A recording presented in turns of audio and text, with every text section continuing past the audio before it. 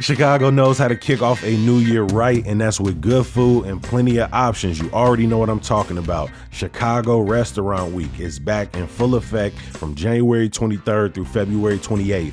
The 19th annual event produced by Choose Chicago features prefix menus. I'm talking $30 for lunch, $45 or $60 for dinner at, get this y'all, more than 500 restaurants across the city.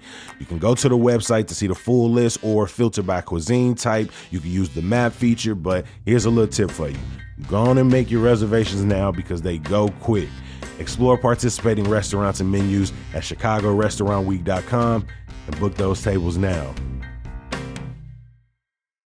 If you're looking for a magical night out in Chicago, then you got to head over to Teatro Zinzanni. It's more than just dinner and a show. It's comedy, music, acrobatics, it's Cirque, all under an intimate tent atop the Cambria Hotel in the Loop.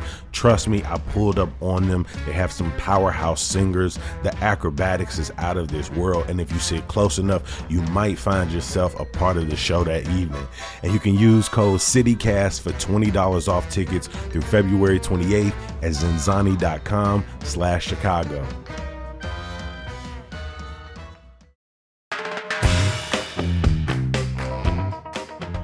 If I had asked you on January 1st of 2025, do you expect that there will be National Guards on the streets of your peaceful city? Do you expect that President Trump and Elon Musk will wipe out 20% of your city's jobs? Do you expect that you will elect a Democratic Socialist mayor? You might have not said yes, but you know who would have made a pretty good guess about what would happen to our cities in 2025? The hosts of our CityCast podcast, who are tuned in, tuned up, turned on about what is happening in their city. So that's why I have asked hosts from all 13 CityCast cities to come hang out with me today and talk about the huge event or issue that's going to shake their city in 2026. Today is Monday, January 5th, 2026. I'm CityCast CEO David Plotz, and here's what the whole country will be talking about.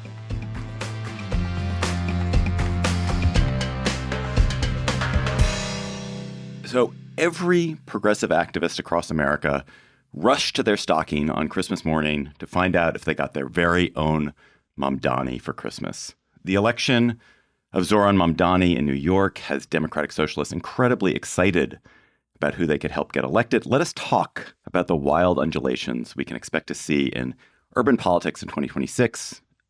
Undulations I think that Mamdani has really set off.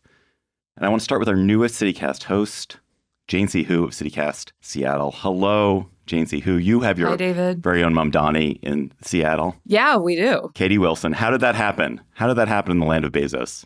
So I think the big determiner for that election was that Wilson campaigned on affordability, and she still really won by a hair. So for those who don't know, we do vote by mail here in Seattle. So it took more than a week to tally all of those votes, and she ended up winning by a margin of 0.73%, which is the closest election here since 1906. Wilson has been compared to Mamdani. And I mean, she has previously identified as a Democratic Socialist. But I feel like the Mamdani comparisons are not quite apt, other than the socialist aspect of things. But I mean, she's described herself as being awkward. She's not held elected office before. And so there are some folks in town who have wondered if she honestly has the riz and the sway inside City Hall to really tackle the growing affordability crisis. But the transition team that she's brought on so far signals that she's trying to play ball with the big companies around here and longtime political operatives in town. So between that and having a pretty progressive city council elected as well this cycle, people are pretty hopeful. But my 2026 prediction is that I think the linchpin of all of this is really going to be when the World Cup comes to town next summer. So previous mayors, whenever there's some big international event, have tried to, in particular, sweep homeless encampments because they want to make sure the tourists see the city the way that mayors want their city to be seen. Wilson has not promised either way, whether she will or will not. Some homelessness advocates have pushed her on this, and she's basically has been like, I can't promise I'm not going to. I think it's going to be interesting to see what she decides there, because it's kind of going to be tension between what people elected her for and what action she's actually able to take here. So Ali Vallarta in Salt Lake City, you guys do not have a mayor to elect, but you're going to have a House member to elect in Salt Lake who will likely be a Democrat because of a bunch of legal cases which have now settled in the Democrats' favor in Utah. And you'll have a district, one of your 4 districts in the state will now be a blue-leaning district. Is there a sense that there's going to be sort of a progressive wing versus centrist wing fight in Salt Lake, too? Totally. And I would say this district isn't just going to be blue leaning. This is going to be a district that Kamala Harris won by 24 points. So the progressives are getting kind of riled up about it. But the problem really that we're having here in Salt Lake is like, we don't really have the bench for that. And I mean, my prediction for you, David, was going to be that Utah sends a Democrat to Congress for the first time in more than 10, 15 years. But I think my new prediction is the word affordability is going to lose all meaning in 2026 because everybody wants to use it. But unfortunately, not everyone's record matches an affordability agenda. And we're going to have to get real about that. Are there interesting candidates for the House seat yet? I think, again, like everybody in the wake of Mamdani in this city wants a candidate that makes them feel super excited. And I don't think that's the vibe, unfortunately. And I think also the vibe is like, this is going to suck up so much oxygen. This is going to suck up so much money. And how much is it really going to change our lives as Salt Lakers when we still have a state that is dominated by a really deeply conservative right-wing agenda? And could this money be better served, like changing the makeup of our state house than in a, who's the better Democrat sort of mudslinging primary? So Jacoby Cochran in Chicago, you're losing everyone. Every elected official in your area is decided they don't want to be an elected official anymore. I mean, Chicago has been just the epicenter of so much tension around Trump administration policies. There is a very prominent governor. How are the elections in Chicago likely to shake out in 2026? That's a very good question, because I wouldn't say everyone is retiring or seeking new office, but all of the 90s babies are for sure. Some of Chicago and Illinois' longest standing political leaders are deciding to go be with their families. Those retirees include Senator Dick Durbin, Representatives Danny Davis, Jan Schakowsky, and Chuy Garcia. Now, those names may not mean anything to a lot of you all listening, but between those 4 people, we are talking roughly 155 years of political experience at the local, county, state, and federal level. And then you got a couple representatives who are stepping down to replace them, which means we are in for not only a competitive primary season with a lot of endorsements and political back scratching up for grabs, but also on the sliding scale of possibility, we are either in for a new energized crop of politicians ready to do the bare minimum of political grandstanding against an authoritarian regime, or we get a potentially transformative slate of new leaders that will help shape the bleak future of the National Democratic Party moving forward. I personally am leaning towards A, but either way, with such major shifts in your political figureheads, it means different initiatives, advisors, organizers, nonprofits, lobbyists, concerns will now have the direct lines to Congress. And that matters ultimately when so much comes down to who is closest to helping control the purse strings and flow of cash down this hyper-capitalist mountain. I don't know about y'all, but here in Seattle, it definitely feels like this is the millennial and Gen Z time to shine in politics. Mm-hmm. Yeah, we've got some people running who have been lieutenant governor and longstanding state representatives. And then we've got folks who this is their first ever election and they're hoping to replace some of the longest standing Congress people. So it's an exciting crop of campaigners for sure. You all are all like millennial and Gen Z. Are you excited to see millennial and Gen Z candidates in office? It is kind of nice. This is Bianca in Madison. I'll definitely say when, Jane, you're talking about Riz, we have a candidate that's being called Wisconsin's Mamdani, Francesca Hong. She's the only Democratic socialist, and she does have Riz for sure. And it is refreshing, David, to hear someone just talk candidly. Whether or not the rest of Wisconsin will feel that way, yet to be seen. But she's being identified as like the wild card in the race. And she's, in addition to being a state legislator, she's been a bartender and a chef, and she swears, she wants to be unapologetic. And that's really something I think folks, maybe in older generations don't know what to do with, but I know it's causing a lot of excitement. So it's kind of exciting. We just saw a ton of excitement here in Nashville with Afton Bain. She did lose, but the blue wave was really exciting for a lot of folks here. The numbers were crazy, and she did run an amazing campaign. And she had Riz for sure. This is David from Las Vegas. I just want to thank you, Plotz, for calling me young. As I think the sole representative of Gen X on here, it's sad. Me and Mike Schaefer, both Gen X. Okay, fair enough. Bree says she's dead Gen X. I'm Gen X. The Dick Durbins of the world, the boomers, are leaving, and we're not being asked to step up. It's all the youngins. But I have faith in the young people. Go young people. Allie here in Salt Lake. I will provide balance to that. I am cautiously optimistic. I want to be represented well, and I don't care how old that person is. And I think we are seeing some people leverage their identity, especially in this progressive primary, to make the case that they're the more progressive candidate. And that's just not always the case. Mike Schaefer, fellow Gen Xer, here in Washington, D.C., where we live and where you host CityCast DC, the dynamics are kind of different. Totally. Although we may well end up with a Mamdani-like mayor in 2026. But what's happening here that makes it different? All right. So the big question you asked, what's the big story of next year? It's the same as the big story of this year, which is, will the main industry of this city survive in a way that continues to, enable whatever prosperity we've had? They've cut massive numbers of federal jobs. They're talking about moving entire agencies away. This is the middle class of Washington. I'm not talking about the sort of political elite. I'm talking about the guy with the lanyard who commutes from an unfashionable neighborhood to a government job. And that is effectively the middle class of the city. So that kind of hangs over every other sort of big story I could talk about, real estate or this mayoral election that we're about to have, where just like in a lot of places, we'll have a centrist candidate against a Democratic socialist. I think just to use Mamdani as an example, I think that was predicated on two things. One was that nobody was sitting around worrying that will Wall Street move to Kansas? So there wasn't this question of this sort of first principle of are we going to even have wealth to redistribute?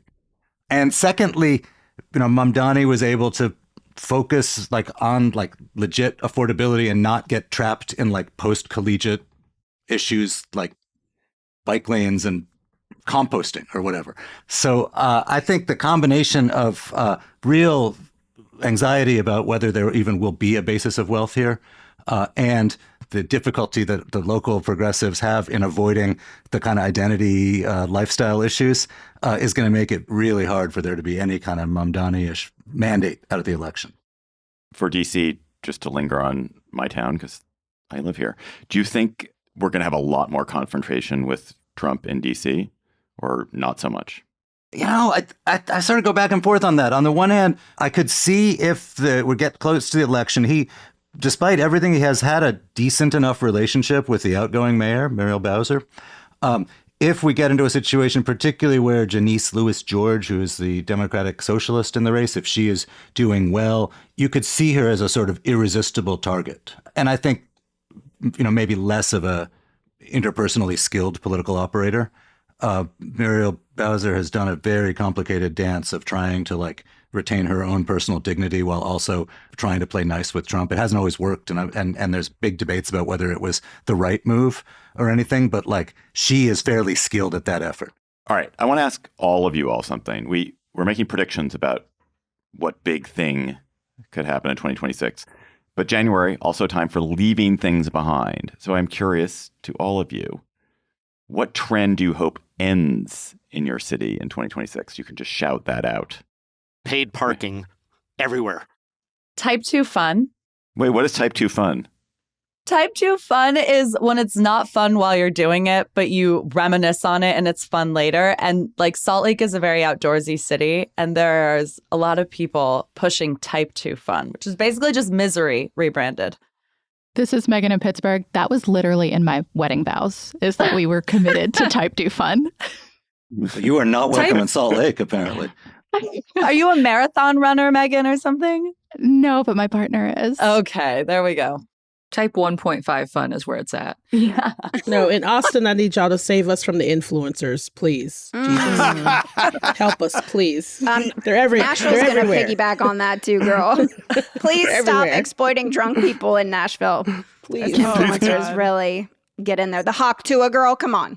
Yeah, please stop introducing us to stuff that's been here for 20 years. How often do you run into an influencer, Nikki? Oh, every day. They're on the streets, like unhoused people with their phones and like, selfie lights on their phones, introducing us to things that have been there for decades. It's making me feel very old. You just need sub-zero weather because it's done. Like nobody does man on the street in Minnesota for 4 months a year. Need. I'm sick of drones at festivals and any gathering ever. I don't know if y'all feel that way, but I hate them. Yes. All right. After the break, mayors across the country are facing the question of how to revitalize their downtowns. Portland's mayor thinks he's figured it out. Stay tuned to hear that plan, whether we think it'll work, and other economy-related predictions from the CityCast hosts.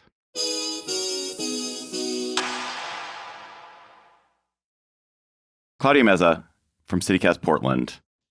I was surprised to learn that you have a sky-high downtown vacancy rate, which I was really surprised to hear that. Portland always seems so prosperous whenever I go there. Why do you have that? How does your mayor think that he's going to fix it?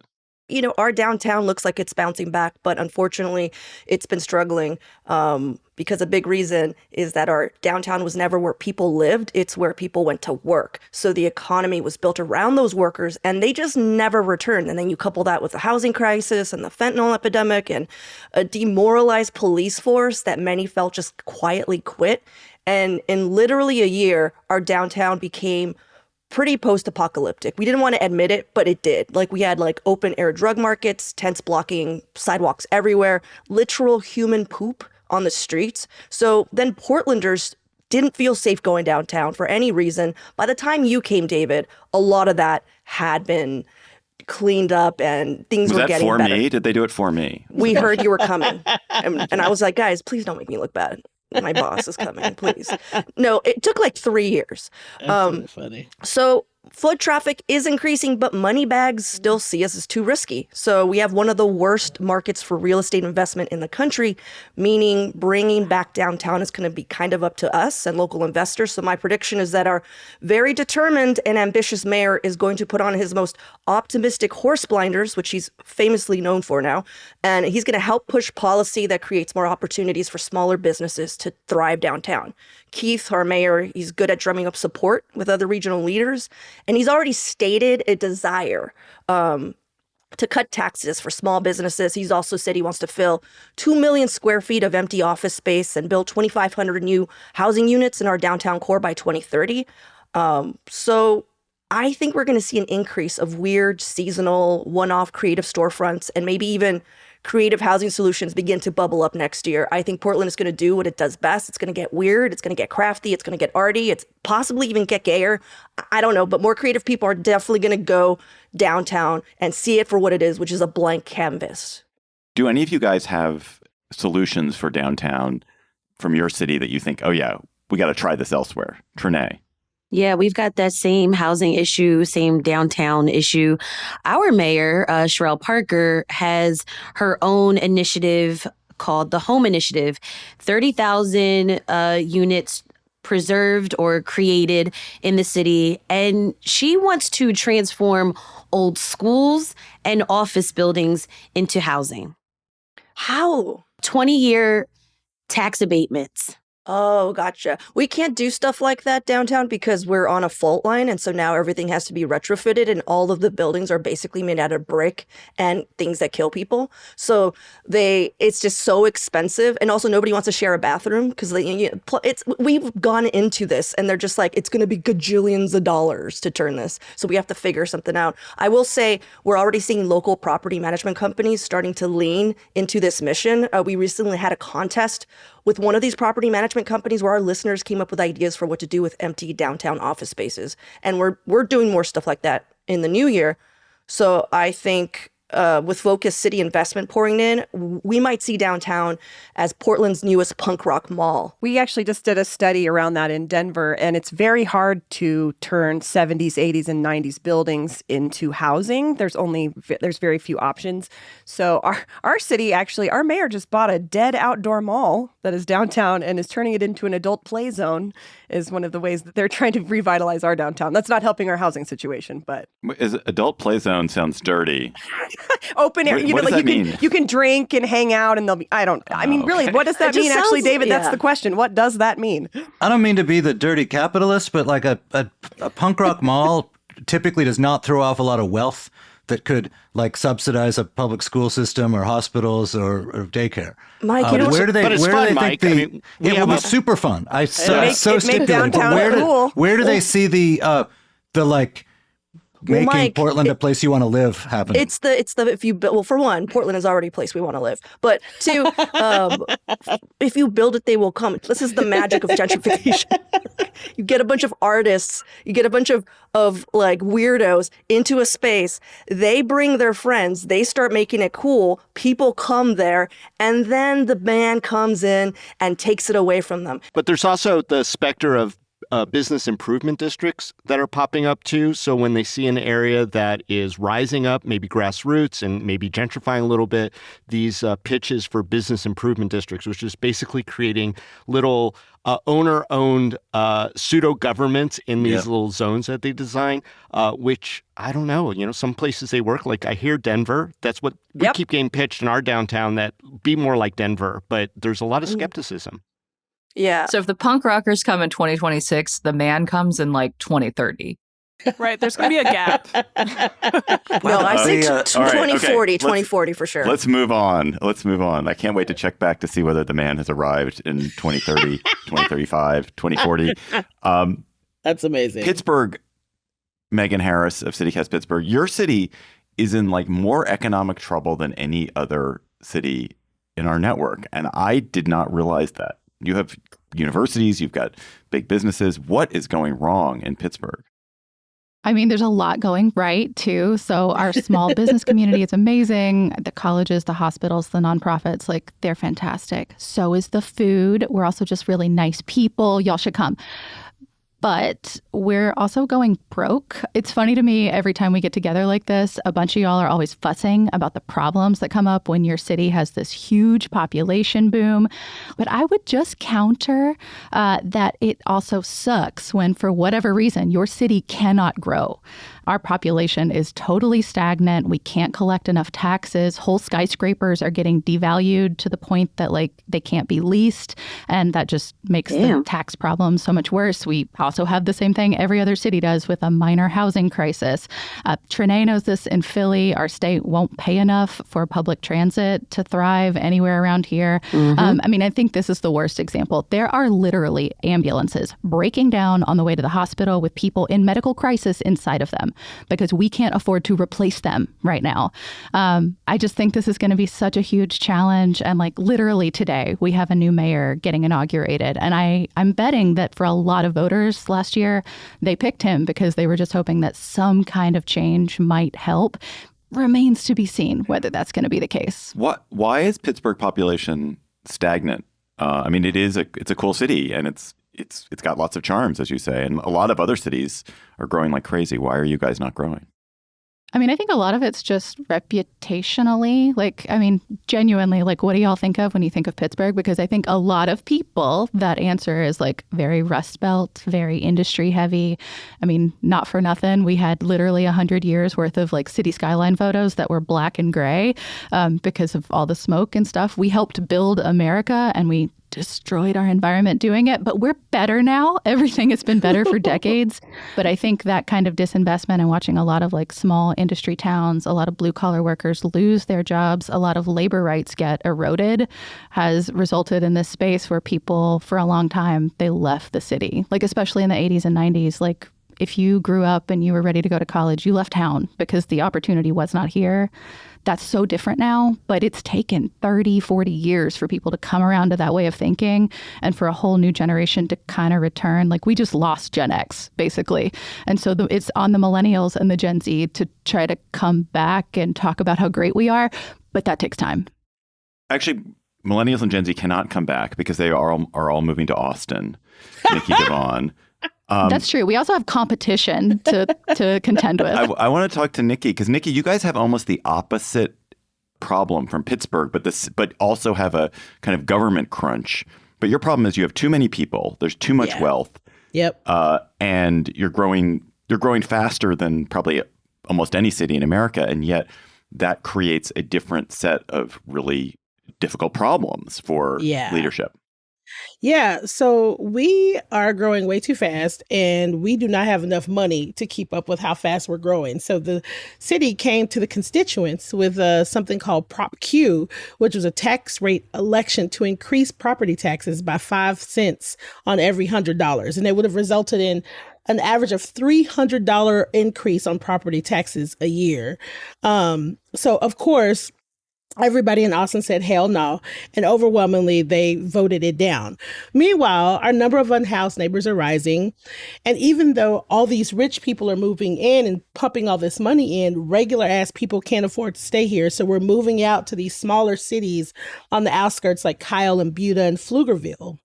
And so now there's an organization that's like, we want to audit the city. What y'all spending our money on and why y'all asking us for money?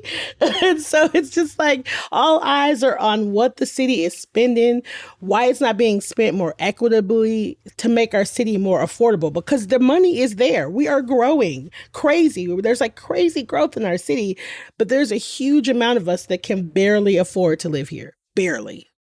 It's out of control.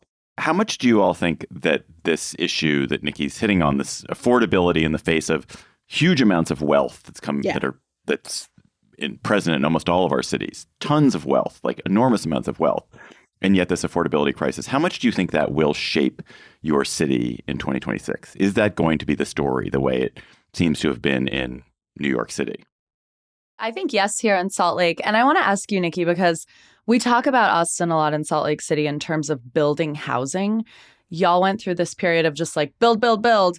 And we did the same thing. And now we are in this weird situation where there are all these units, but nobody wants to lower the rent. So they would rather give you like a free cruise or a $2,000 Visa gift card than just lower the monthly rent. Did you have a similar outcome? Because it's a bizarre place to be in. Yes, our entire downtown is riddled with empty high-rise apartments, riddled with them because no one can even remotely afford what's happening. And so they are empty. They're not even offering us gift cards. They're like, oh, are you poor? You can't afford it? Oh, we'll just let it stay empty. So there's just like all of these empty high-rises and then people that are just trying to stay in kind of like really, really old apartments that will do. You know what I mean? Like, it's clean. I'm not going to get shot. It'll do. But if people want to like have a house, if you want to have a home, if you want you and your kids to have a yard, you're not doing that in Austin. You're moving out. You're going to Pflugerville or Kyle. Yeah, we're there too in Salt Lake. That's it.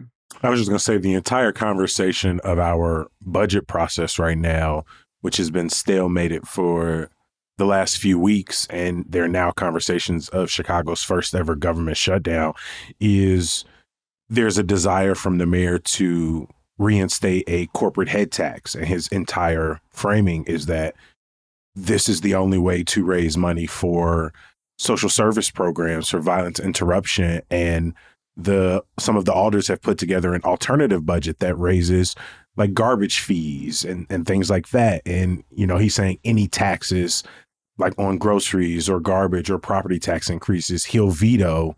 And they're calling his proposed head tax a job killer. And so, we're in this affordability question for sure. Jacoby, that's the deal here in Seattle as well. I mean, as you all know, we've got Amazon here. We've got a bunch of big companies. And the tension is, should we be taxing those companies more, or should we be constantly putting questions on our ballots about raising funds for small amounts of money? We don't have state income tax here. we have sky high sales tax.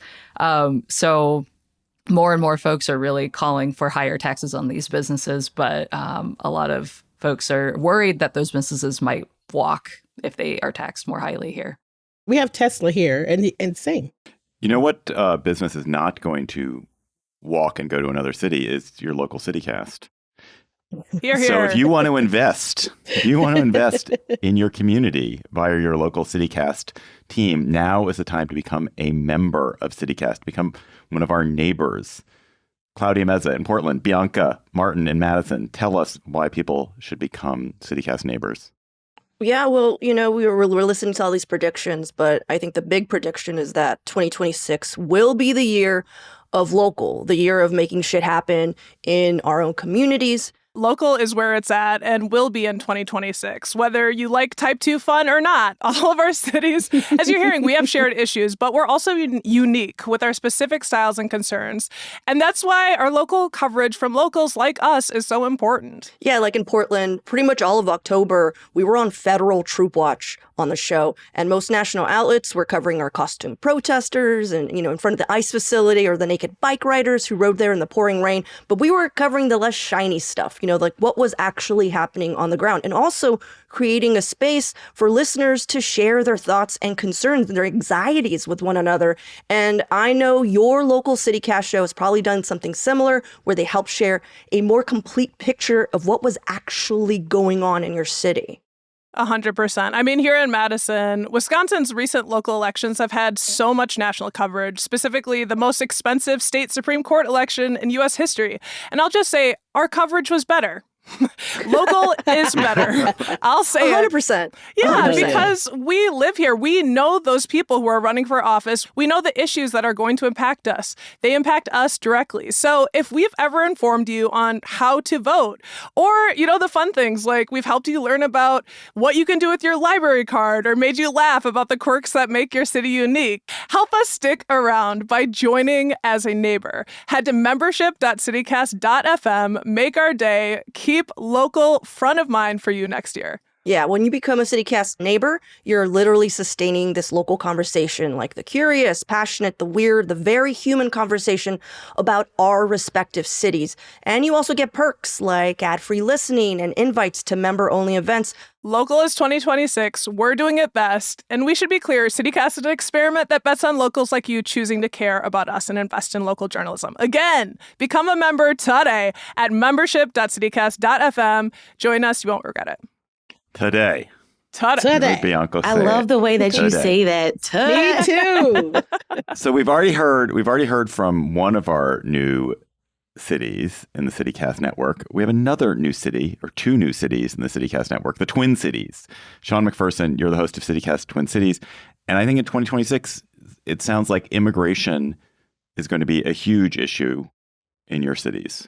Certainly, it's going to be a huge issue nationally, but something's going to bend or break in the Twin Cities, because we have two competing policies that have been part of our lives for a long time. The Twin Cities are famous for being hospitable to immigrants, specifically documented immigrants, but this has been going on for decades. We have a network of churches, including Lutheran Social Services and Catholic Charities, that have been very pro-immigration. But the Twin Cities are also infamous for being hostile to Black and Native people. And this is not the murder of George Floyd and the subsequent uprising was not a blip. There's a history here for decades as well. And as I see the chatter, as ICE's focus has been on our Somali neighbors for the past couple of weeks, and it looks like it will continue, the chatter on Facebook makes me think that a lot of my neighbors are not following the American rule, the golden rule, or the idea that America is built on a set of ideals. They're saying, we want these Somali folks, even if they're citizens, out. Now, maybe that's bots, but I just don't envision the end of December of 2026 of us going, we haven't sorted this out. We will determine as a city, as a state to some extent, where we land, because this tenuous alliance is not going to work going forward. What's been happening with Trump and the Somalis is really, really disturbing. And obviously we've seen versions of this in other cities with other groups, but it is something particularly vicious about what's happening with the Somalis. And I wonder whether, has there been, I mean, you said there's been people supporting what he's saying. But I presume there's been some kind of rising in defense of the Somali residents of your cities. Absolutely. I've seen that on the streets. I've seen that from a lot of our Democrat leaders. We have only really seen one Republican leader step out and say, I really disagree with where President Donald Trump is standing. He wrote a letter and he said that Somalis have contributed so much to our community. They are our community. But it's been pretty mum from some of our leaders. It's been blindingly loud from a lot of my neighbors, a lot of our neighbors who have been stepping up. But I'm seeing both of those conversations, David. There's a lot of things being levied about what percentage of Somali folks are on welfare. A lot of that completely inaccurate. But we're not at a consensus. We are not. And I think that this year is going to be a lot of navigating, coming to a consensus. There's a spot I hope we land, but I am not certain where we will land. So Trinae Nari in Philadelphia, you are going to have the biggest year of all of us, your city. You have the 250th anniversary of the Declaration of Independence and just a massive influx of activity of tourists. I'm sure the president is going to be up in your business a lot. What is that going to do to your city in 2026 to be overrun with 1776 reminiscence? We are celebrating so much in Philly this year. We're hosting the NCAA tournament, MLB All-Star Game, FIFA World Cup, and every cultural institution, local and federal, will be marking the 250th signing of the Declaration of Independence. So our tourism records are going to go sky high. We're reigniting tourism in our city. But my hope is that small, local, minority, women-led businesses, as well as our beautiful neighborhoods outside of Center City, also get this financial boost.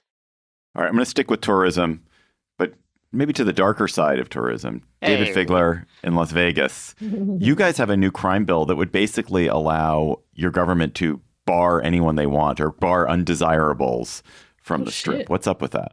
Yeah, well, everyone knows the Las Vegas Strip. It's one of the most famous destinations in the world, a real driver of our economy. So, it's no surprise that the resort owners have perhaps an outsized influence in public policy here.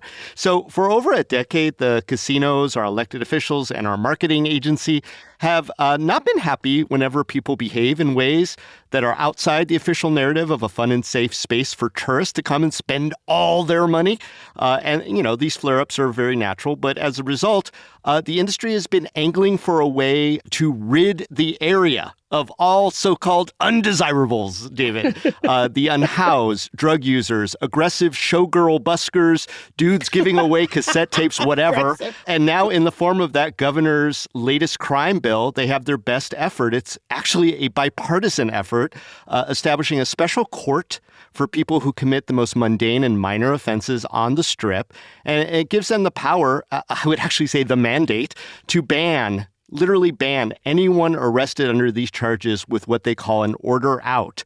And that means once a judge issues an order out, it becomes a new crime just to step foot near a resort, even on the sidewalk, let alone going inside any of the casinos. And this bill also enhances penalties of any crime directed towards hospitality workers, basically making valet parkers and bellmen a protected class like teachers and police officers.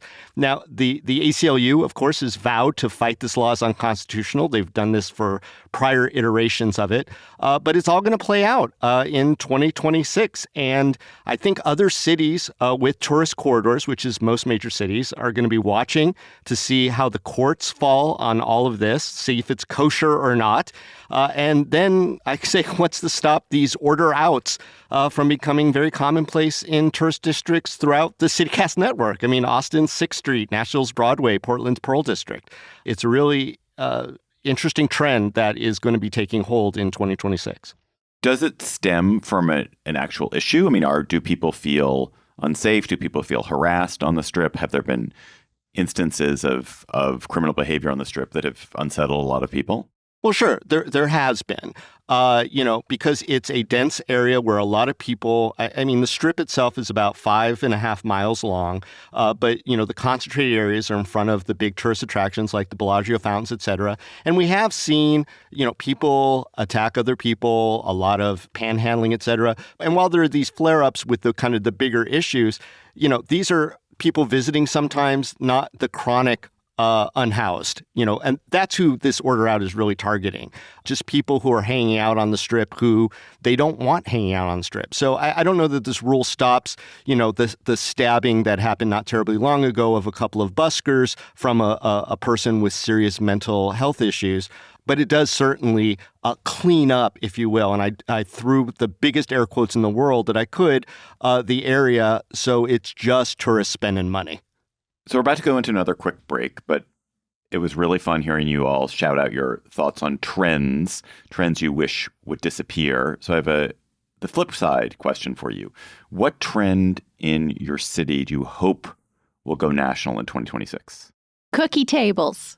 What are cookie tables? Oh, yeah, what are cookie What? tables?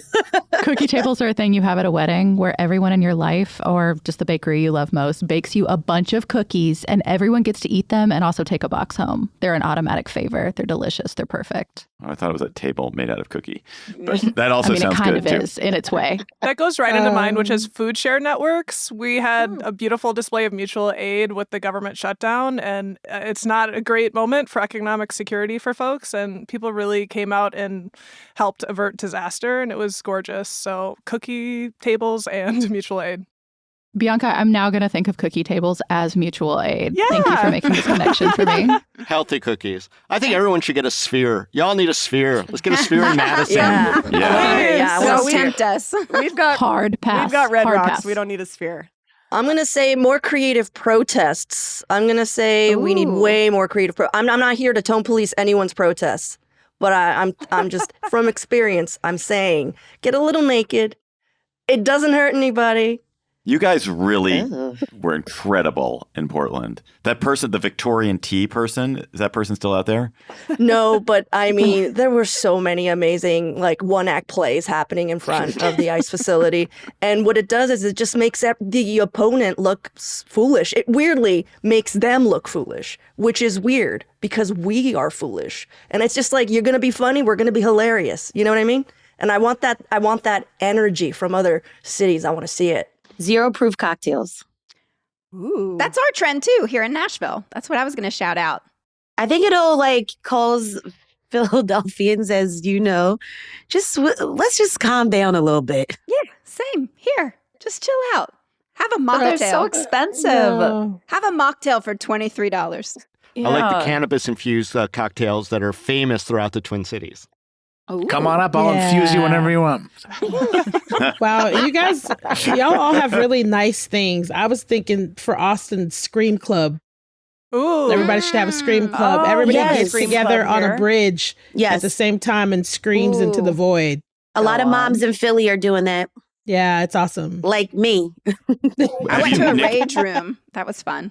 Just Nikki, smash. have you gone to the Scream Club? No, because it's so early in the morning. Why can't we scream in the middle of the day? I don't understand why it's so You need to early. build it up throughout the day, Nikki. Yeah. But a lot of my friends have done it. I feel like a happy hour Scream Club would hit way more. All right, we're going to take another break. After that, we'll be back with our last batch of predictions for you, from more Tesla tunnels to stadium corruption. Don't go anywhere.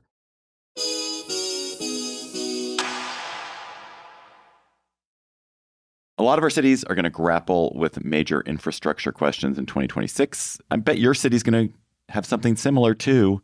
Let's start with data centers. Let's go to Madison, Wisconsin. Bianca Martin, why is Madison ambivalent about data centers? You have a plan to bar data centers from your city. Data centers seem like the red hot center of the new AI economy. Oh my goodness, David. So not bar permanently, but yeah, the mayor of Madison put forward a proposal to put a 1-year moratorium, along with the majority of city council members, on giving zoning certificates for any new data centers. And that's because it's happening so fast. People are freaking out. And this is, by the way, a very national conversation. So a lot of you probably will have this problem.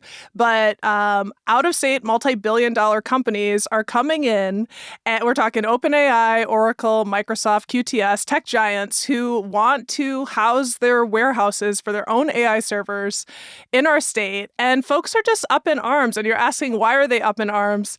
Those companies are saying they're going to be great neighbors, pay big taxes to benefit the local economy, right? But the negatives are that the centers will put historic pressure on our electric grid. And it is, in fact, unclear at this moment how it would affect our energy bills. They will require billions of gallons of water to cool the servers. They're not cute. They're ugly warehouses that'll bring new light pollution, big power lines in folks' backyards. And worst of all, they're really not bringing many long-term jobs. So folks are kind of, I think, David, you'd understand this, concerned that this might be a bubble, that this could be another .com bubble where Silicon Valley folks rush in, move to scale, and then they're like, let's abandon ship. So, yeah, that's kind of what's happening here, is that the mayor of Madison is saying, let's slow this down. And in our county, there is a proposed data center in the village of DeForest, so a little bit outside of Madison. And man, people are just filling into city council meetings. Like, the opposition is so strong, and I personally really get it. I mean, I live in a city which is surrounded by data centers. DC, Northern Virginia was the place where all data centers were before they started to spread around, and it's been great for the economy. Like, having all of that fiber here optic. it's built up a huge tech economy in DC because there is an enormous amount of power and capacity. I mean, there are other reasons too, but that's one reason. Man, I'll say my in-laws, they live in Northern Virginia, right around those, and they are great neighbors in the sense that they don't make any noise or anything because no one works there because they're completely empty. And so, yes, they're a big capital investment and some people get some jobs doing construction. But after that, like, they're not throwing off jobs and putting people in the middle class. I know, but they're not doing but they're necessary infrastructure for the nation. They have to be built somewhere. Yes. And they are right, and in our good American tradition, we want them to be built somewhere far from us. Right, David. But they're only necessary if you think but AI is inevitable. Well, they're necessary in the sense that there's a huge amount of investment that's going to go to them, and people who are making bets on where the economy is going to be think they are necessary. And I think that industry that doesn't particularly pollute and doesn't cause a huge amount of noise or terrible smells, and you can place it relatively near to an urban center, and there lots of other technology companies can build up around it because it's providing instant capacity to them. That seems like a good business to me. Wait, but these centers do pollute. Water degradation is a mass pollutant, right? Pollute. They are mass pollutants. The way that they strain the power grid is also in many ways a pollutant. And the fact that a lot of them, especially in Chicago, will end up in largely Black and brown neighborhoods where, as Mike pointed out, those jobs will not get pushed back into the neighborhood. I do think in the world of sort of siphoning resources from already divested neighborhoods, they will continue to be a pollutant in that regard. Well, it is the case that having data centers has caused buildup of tech service industries and tech-related businesses to happen nearby because that distance, that being near to it, has been helpful. But the problem is that sometimes it's not just disinvested places. This is Megan in Pittsburgh. Like, we're also talking about doing it in really beautiful, like, green spaces that we don't want to be cluttered with this kind of nonsense. Yeah, there are actual humans living there, and people who've farmed those areas for generations. It's not disinvested areas in a lot of Wisconsin. These are areas that just maybe don't have huge population centers for the most part, but they are gorgeous, to Megan's point. And folks here are not stupid.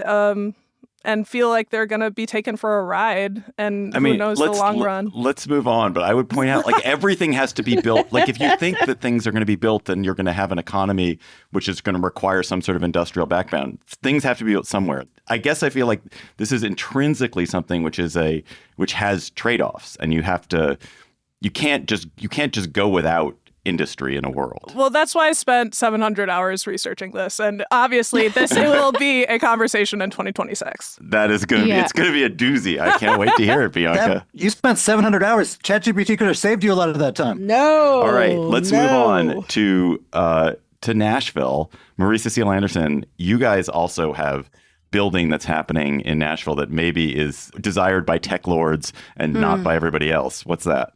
Right this second. Underneath Nashville, Elon Musk's Boring Company is drilling the Music City Loop. Yay! Yep.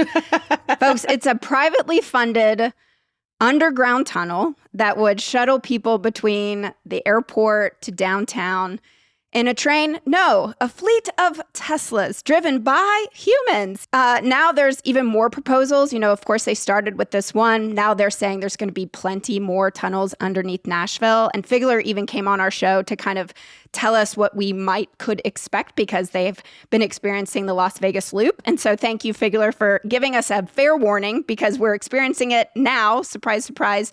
We already are getting safety concerns, OSHA complaints, crews walking off the jobs, council members saying that their questions won't be answered by the Boring Company. A lot of locals are just saying, why can't we just have real public transit, like an express bus from the airport to downtown? And then meanwhile, the state is calling all the shots while Nashville's basically just stuck watching from the sidelines. And this is the crazy kicker, is that hardly any geological testing was done before the digging started. And Nashville is built on hard limestone, which has caused a ton of issues in the past in our history. And so my prediction for 2026, are we all sinkholes everywhere, all over Nashville? Yes. Well, not just sinkholes. Nashville has also got a flooding problem because it's built on rivers like most of our cities. It's like Swiss cheese under Nashville. So are we just going to fall into a sinkhole? And I mean, my own personal prediction, like maybe my podcast isn't going to do so well because there's just going to be drilling and vibrations in every recording underground. When you're in the Tesla tunnels in Vegas, Figler, can you get a cell signal? Can people even listen to podcasts? I'd imagine you can. It's not that deep down, though it's fairly deep. And I personally don't go down it because I've done way too many public record requests about some of the safety things that make me personally, as a human being, not want to go into a car under the ground in the way that it was built. That said, you're welcome, Marie, because we allowed it to happen and now we're the test. All you have to do, it's real simple to stop this if you want. Just say, we need to have an environmental impact study because we haven't done that. And every other place where Boring has done that, has had that requirement, they just pack up and move. Strange, isn't it? Okay. We did a lot of reporting on that from CityCast Las Vegas in cooperation with ProPublica early in the year. That's right, you did. All right, we're going to finish up in Denver. Bree Davies, you guys have so many stadiums in the heart of Denver. So many. But it sounds like you're going to have even more. I've never been to a city which has so many downtown sports facilities, and yet somehow you're going to add 2 more. We love to put these in our historic neighborhoods too, I should say. So we're getting a new Broncos stadium. We currently have one, which you said is in the middle of the city, but we're getting a new privately funded Broncos stadium to be built and ready for the 2031 NFL season, along with the surrounding mixed-use development, which will go in this area called Burnham Yard, which is part of our historic West Side. This is privately funded through the Broncos owners, the Walton Penner family group. Yes, those Waltons. And the tricky part here is we just passed a bond that will pay for improvements to the surrounding bridges and roads that conveniently serve this area around the Broncos Stadium, which magically, there are plenty of other bridges and roads around the city that needed serious help this year, but these projects will be getting special attention from our bond. So some folks are seeing this as a, quote, secret subsidy to the Broncos, even though the city is not putting any direct money into it. But then, meanwhile, 5 miles away in a very long vacant lot, and I don't know if it's a super fun site, but it was a pretty toxic site for a while. We are potentially getting Colorado's first National Women's Soccer League team, the Summit, and a brand new stadium will be coming there as well.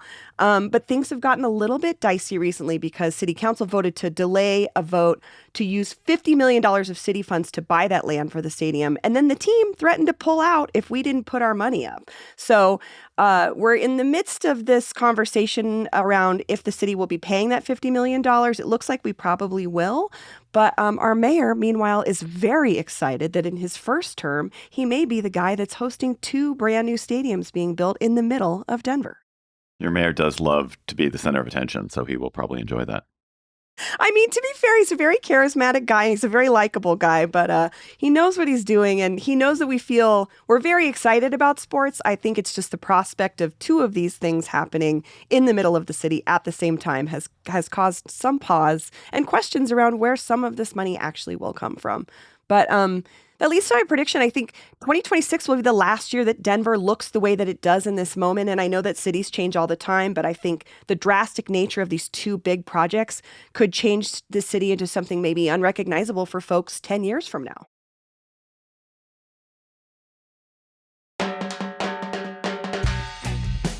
All right, it sounds like it's going to be just a crazy year all around the country. I can't wait to see how all of these things pan out, whether the gentrifiers have come, whether the data centers get built, whether the strip is being denuded of undesirables, and whether everyone is indeed in Philadelphia. I know our 13 hosts are going to keep their city updated on all the important and strange and useful information that you need to know about our cities. Thank you, Jane and Allie and Jacoby and Mike and Claudia and Megan and Sean and Nikki and Trinae and David and Bianca and Marie and Bree for being here today. Thank No you. more Thanks, stadiums. David. David, Happy New No Year. more stadiums. Go Birds! No more Pack. stadiums. No. And thank you, listener, for joining us. Your very own CityCast host will be back in your feed with a local story tomorrow. Take care.